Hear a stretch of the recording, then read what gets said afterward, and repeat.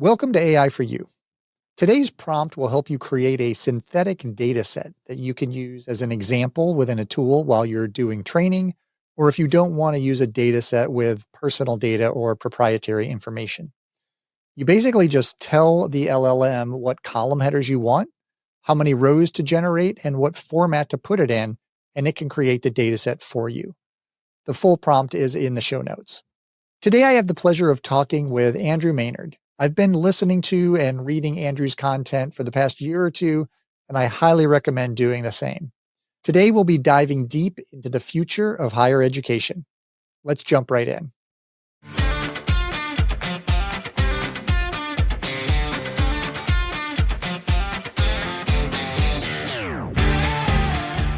Welcome to AI for You, the go-to podcast for higher ed professionals looking to integrate AI into their daily work. I'm your host, Brian Piper, the Director of Content Strategy and Assessment at the University of Rochester. Join me every other Thursday for practical uses of AI within higher education communications, marketing, and student engagement.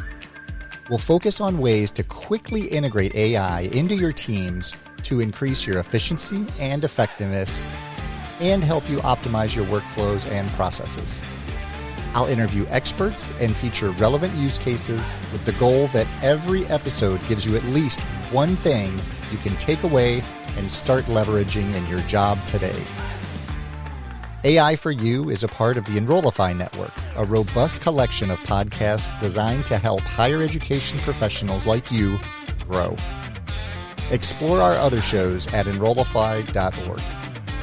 Enrollify is made possible by Element 451, the next generation AI student engagement platform helping institutions create meaningful and personalized interactions with students. Learn more at element451.com. Well, hello, Andrew. Thank you very much for joining us on our show today. This is my pleasure. I'm really looking forward to this. So I'm going to start off with kind of a softball question, especially for you because you spend so much time in this space. How do you think AI is going to impact higher education institutions? And then what can leaders, marketers, and teams do to start prepare for this? Oh, lovely softball. So this changes almost every day. I've just come out of a meeting where I gave a talk, and I started off by telling the people there, if you thought that you were one of the leading experts in AI a week ago and haven't learned anything new, you are behind the times. And it feels very much like that at the moment. So in terms of higher education, I think there are multiple levels here. Of course, many institutions are behind the curve. You've got individuals who are really ahead of the curve, but institutions are still beginning to grapple with the very basics of large language models and AI. But at the other end of the spectrum, at the area where I work, I am now getting seriously worried about the core of what higher education institutions do, not only with education, but with research. We're now getting to the point where AI is taking on much of the intellectual and scholarship tasks that we pride ourselves in.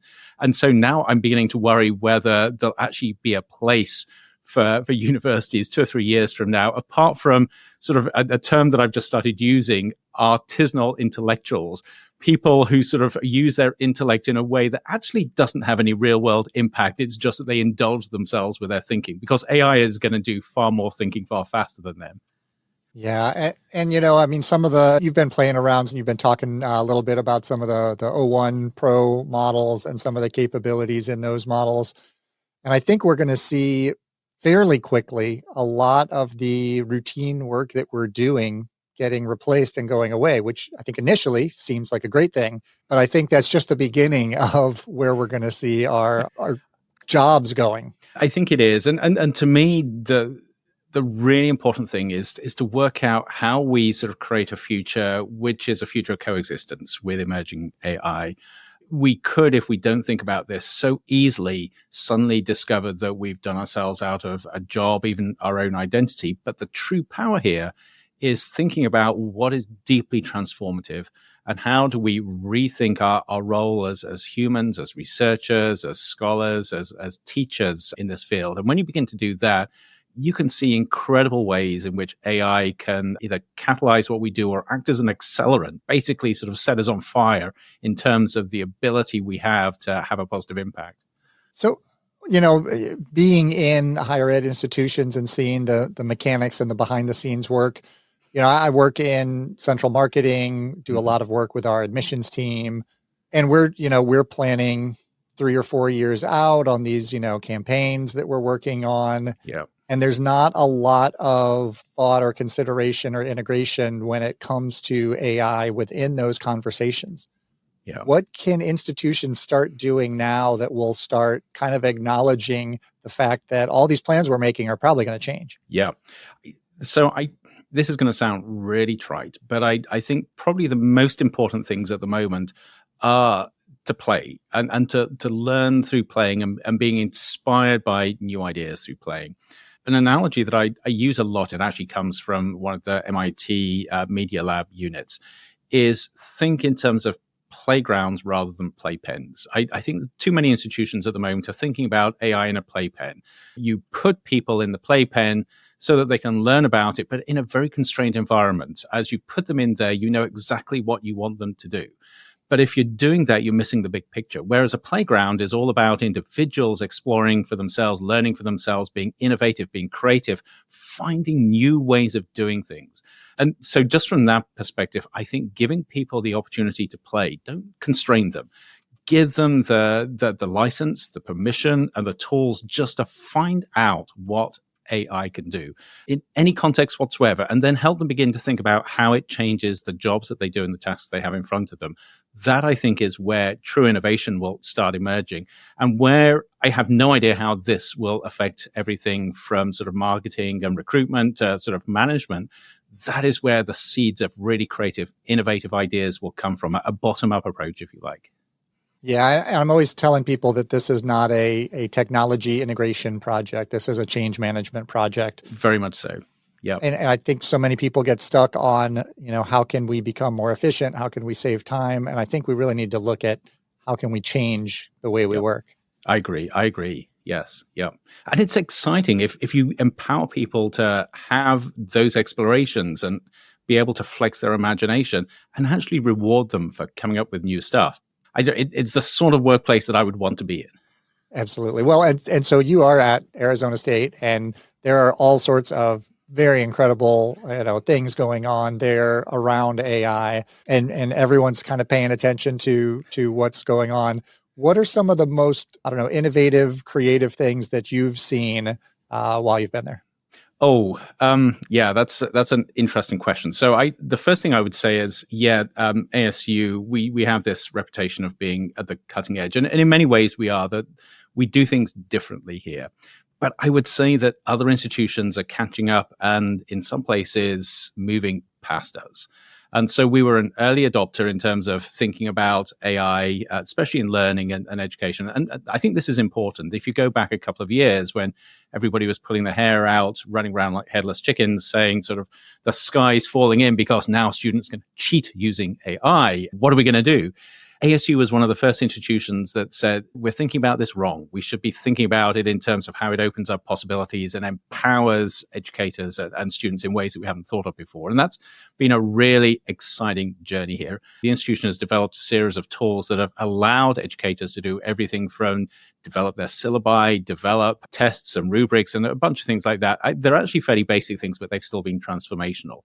But we're also still exploring how we understand this space. So, for instance, we've allowed a number of people to start experimenting with ChatGPT to see what they can do with it. It's one of those places where other institutions are already beginning to do this. But it's interesting to see how both the conversation is being changed around education and how things are slowly changing in the classroom as well.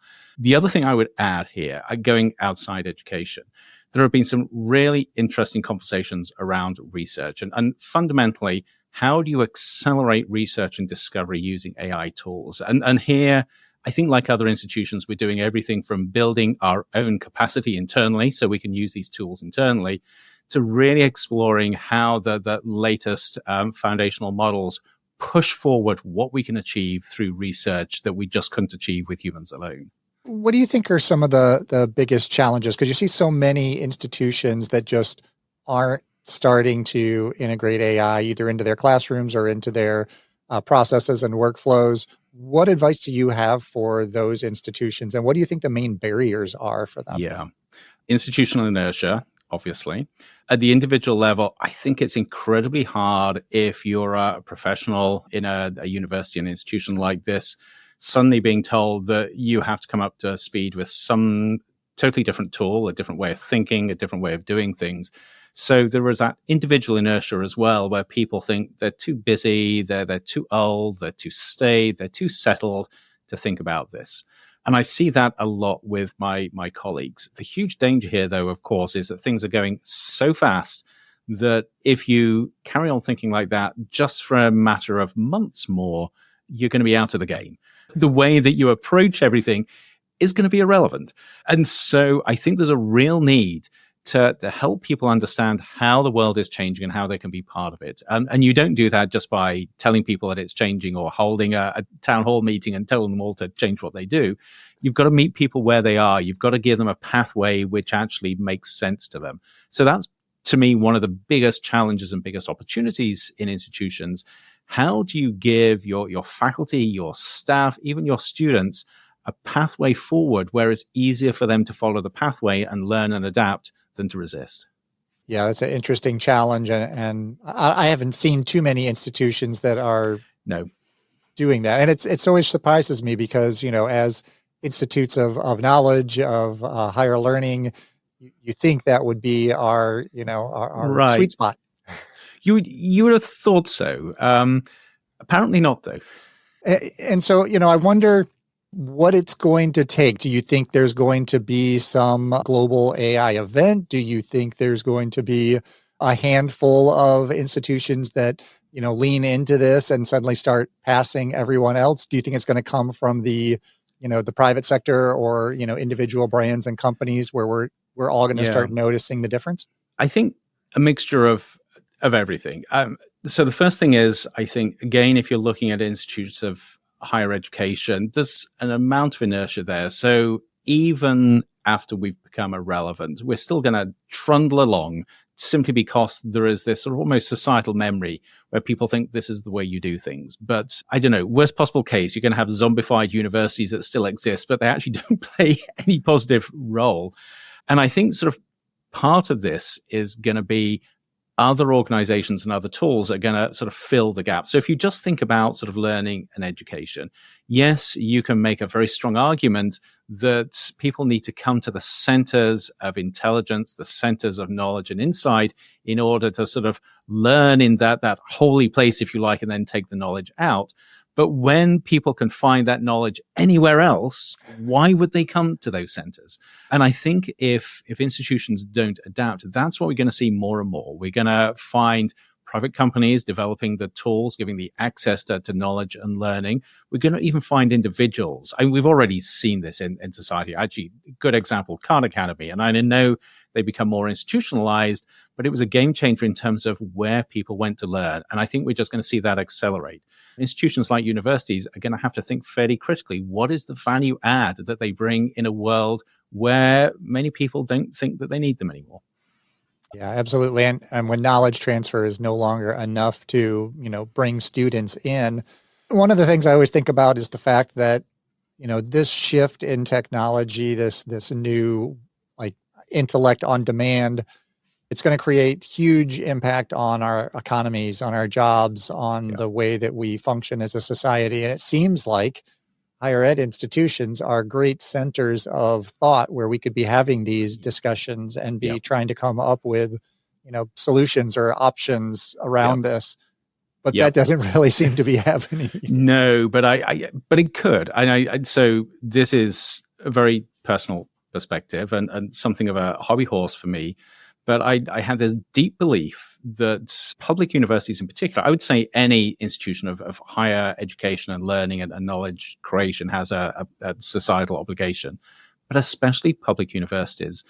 We have an obligation to be leaders in society, to be generators of thought thinking and insights and understanding which serve the public good. And we have an obligation to ensure that there are conduits between us and society so that that understanding is maximized. And part of this is being leaders in thinking about how society adapts in positive ways to the emerging age of artificial intelligence, all the way from what the role of a university is in terms of learning and education and research and how that adapts, to maybe how society benefits in other ways from access to knowledge and intelligence. And interestingly, one of the ways of framing this is again, not mine, it's a good colleague's, is this idea of we're heading towards a future where intelligence is free. You no longer have to pay huge tuition fees to get intelligence or be part of an elite institution. Everybody can have incredible intelligence on the phone in their pocket. So in that world, what is the role of people who are pushing the edges of knowledge and understanding and thinking in a way which benefits society? Sort of what is their role within AI? Where do they reside? How do they have that impact? I think all of these questions are up in the air at the moment. For sure. Absolutely. You've had a lot of conversations and discussions that I've found fascinating about different science fiction movies and shows and how the crossover between reality and those shows. And many of those portray a very, dystopian future, which of course AI is training itself on. So it may think that that's what we're looking for. Do you have a show that you would like us to be moving towards? Moving towards. Yeah, that's difficult because, as you say, there are so many that are sanitary warnings that we don't want to move toward. So there are two or three. A year or so ago, I actually wrote an article on 5 movies about robots that'll make you cry. And I did it just to show that there are some movies out there about AI and sort of sentient robots that actually are positive, and that they make you think about what is at the core of our humanity and how could that humanity thrive and be expanded in the face of AI. One of those is Steven Spielberg's film AI, Artificial Intelligence, which it's a heartbreaking film, but at the end of the day, it captures the idea that true humanity doesn't require a physical human body. There is something there in terms of what makes us that transcends our biology. And that's actually quite exciting when we think about the long-term future of AI. But there are many others where you actually see a really close, very touching relationship between people and machines, which is positive. And as I was thinking about this, I was actually thinking about the movie She, which is not in this category, but it raises questions. But it starts off feeling as if it's in that category of a close symbiotic relationship between humans and artificial intelligence. So looking ahead, where do you see AI going in the next few years, and how long do you think it's going to take before we start to see a larger societal impact on the way that we function day to day? Impossible to tell because things are going so fast. But despite that, I'm going to try my best. So people have talked about the jagged edge of AI, and I think that's what we're going to see, except it's going to be more like mountains and chasms. And by that, I mean, there are going to be some things we do in society, in parts of society that feel as if they're the same as they've been for the last 20 or 30 years, not much impact. But then we're going to turn a corner and we're going to find things that have fundamentally changed in ways we just couldn't anticipate. And that may happen as close as 2 or 3 years from now. The rate at which we're going, I think we're potentially going to see things like how supply chains are operated, how we actually get the stuff that we depend on being more and more mediated by AI. We're going to find a shift in society where if you're not asking your personal AI sort of how to do things, how to make decisions, how to learn about stuff, or even sort of just chatting about things, you're going to find yourself in a minority. We're looking at a future where increasingly we have the possibility of governance decisions being made either augmented by AI or outsourced to AI, which is both frightening, but also intriguing if you think how dysfunctional human-driven government is. And then on the research front, I think you're going to see a revolution in research. I wouldn't be surprised if 3 to 5 years from now, you are finding automated labs, say, take a chemistry lab or take a biomedical lab where they're looking to discover new drugs. it is automated all the way through from the initial ideas and literature searches to the design of experiments to actually physically doing the experiments with machines in the lab to analyzing the results and writing them up. I don't think that that's implausible. Yeah, I agree. I think it's going to be a very interesting time to be alive.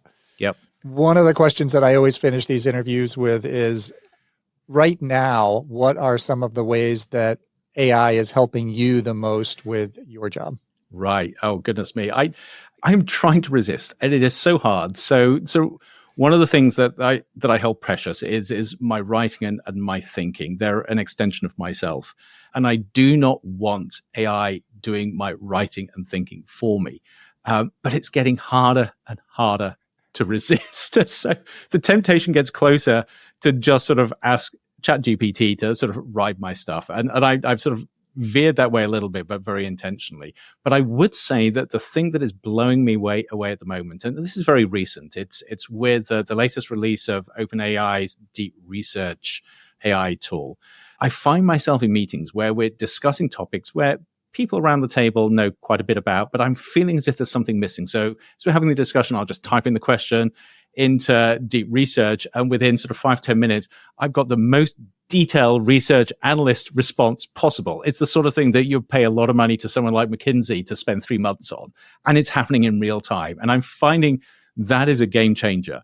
It's also making me slightly worried because it makes me think that all of these committees that I'm part of, the reports we publish, I'm thinking this is really only scratching the surface compared to what I've already seen that AI can do. Yeah, it's pretty spectacular. And watching the model reason through the research Right. Yes. It really gives you an insight into what's going on behind the scenes, which, like you said, is terrifying and inspiring. It does. And actually, just if I can say one quick thing on that, I have so many colleagues, and this comes back to the inertia, will say without any evidence, AI is just a stochastic parrot. It just makes things up. It can't actually do research like humans do. Then you watch this process and you'll see the AI go out and check a paper and say to itself, well, that's interesting. I'm not sure that's true. Let me find another paper. And it'll snowball out. And as it snowballs out and reads other papers, it'll adjust its thinking exactly like a human researcher would do. Yeah, it's pretty shocking and fantastic. Yeah. Well, thank you very much for your time. Thank you for all the content that you put out. If people want to follow you or converse with you, what's the best way for them to do that?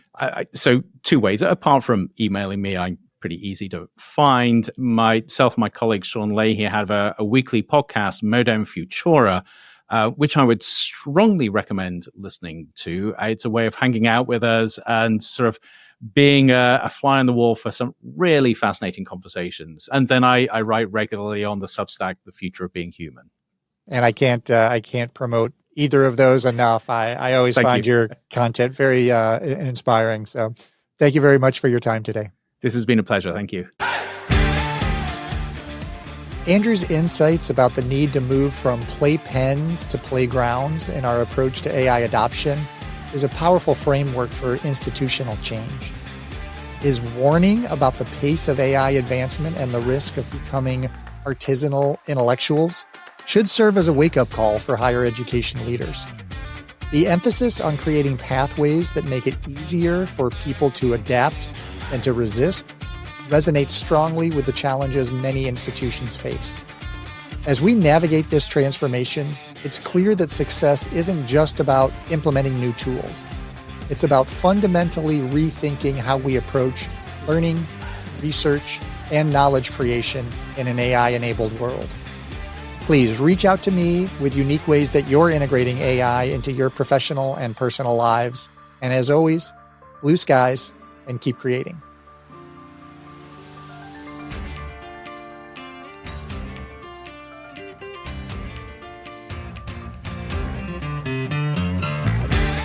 Thank you for listening to another episode of AI for You. I hope you found at least one useful thing you can take away and start adding to your workflows and processes today. Remember, the key to making the most of AI is to keep experimenting, keep learning, and of course, keep creating. AI for You is a part of the Enrollify podcast network. If you like this podcast, chances are you'll like other Enrollify shows too. Our podcast network is growing by the month, and we've got a plethora of marketing, enrollment, and higher ed technology shows that are jam-packed with stories, ideas, and frameworks, all designed to empower you to become a better higher ed professional. Our shows help higher ed professionals find their next big idea and feature a selection of the industry's best as your hosts. Learn from Artis Kadu, Day Kibbles, Shane Baglini, and so many other of your favorite leaders in higher ed. Enrollify is made possible by Element 451, the next generation AI student engagement platform, helping institutions create meaningful and personalized interactions with students. Learn more at element451.com.